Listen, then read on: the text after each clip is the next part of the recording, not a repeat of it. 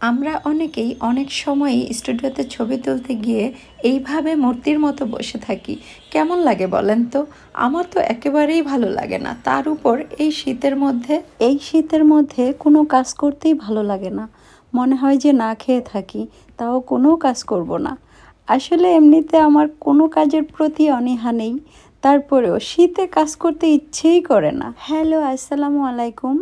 সবাই কেমন আছেন? আজ যেহেতু একটু বেশি ঠান্ডা, তাই ভাবলাম যে ভুনা খিচুড়ি হলে মন্দ হয় না। আমি ভুনা খিচুড়ির সাথে কি কি করেছি সেটাই আপনাদের সাথে শেয়ার করছি।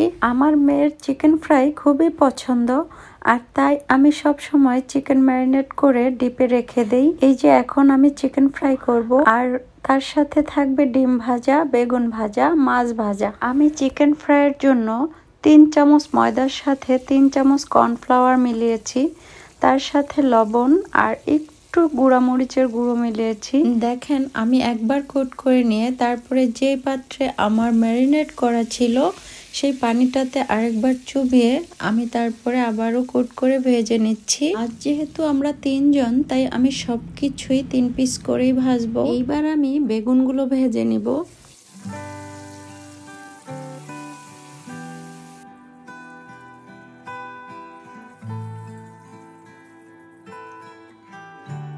আমার বেগুন ভাজা শেষ, এবার আমি মাছগুলো ভেজে নিলাম। যখন কোনো কারণে মেজাজ খারাপ থাকে তখন কিন্তু কোনো কাজ ঠিক মতো হয় না, হয় পুড়ে যাবে আর না হয় হাত থেকে কিছু পড়ে ভেঙে যাবে, এরকম উল্টাপাল্টা হইতেই থাকে। এই যে দেখেন, আমার ডিম ভাজা হচ্ছে না, তাই আমি ভাবছি এটাকে আমি টুকরোই করে ফেলবো।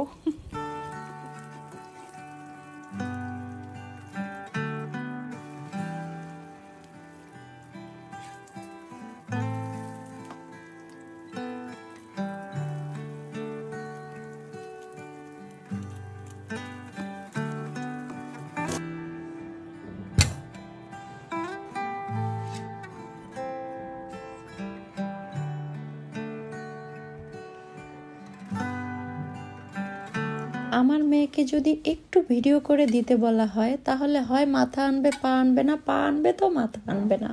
এই যে দেখেন, প্লেটের অর্ধেক আনতেছে আর অর্ধেক আনতেছে না, এরকম আর কি। ও হয়তো রাগে রাগেই করে, কিন্তু বলে না। বললাম যে একটা সেলফি তুলো, তো বলতেছে যে হাসো তাহলে। আমি বলছি খাওয়া রেখে কেউ হাসে? এমনি এমনি তুলো। বলে তাহলে তুলবো না, যাও। কেমন লাগে বলেন তো?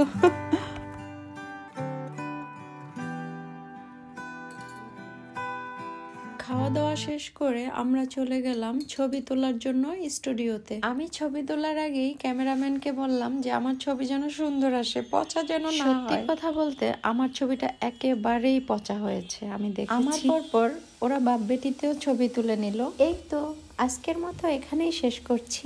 আল্লাহ হাফেজ সবাইকে।